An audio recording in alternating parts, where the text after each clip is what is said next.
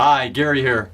Greed is good. Now, that was a line that was uttered by Michael Douglas in a 1987 movie, Wall Street. And you probably remember it, and I tell you, it made a big impression on my generation, baby boomers. So there was a question asked of millennials a little while ago, and the question goes like this: what would you do with $1 million?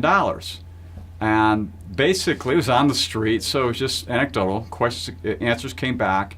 And these answers are what I've heard and seen and everything else. Basically, number one was, hey, I'd buy an affordable and reliable car. I'd pay off my student debt.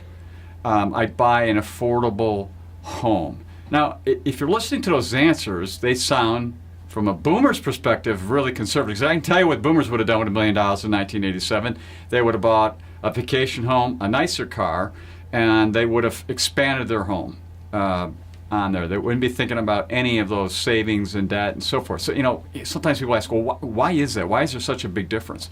Well, some of it is really experiential, because a lot of millennials watch their boomer parents go through the Great Recession in 2008, and also through the dot-com crash in the early 2000s, both of which destroyed, in many cases, a lot of their livelihood relative to various investments and overspending and over leveraging on homes. And so they made note to themselves saying, I'm not going to do that.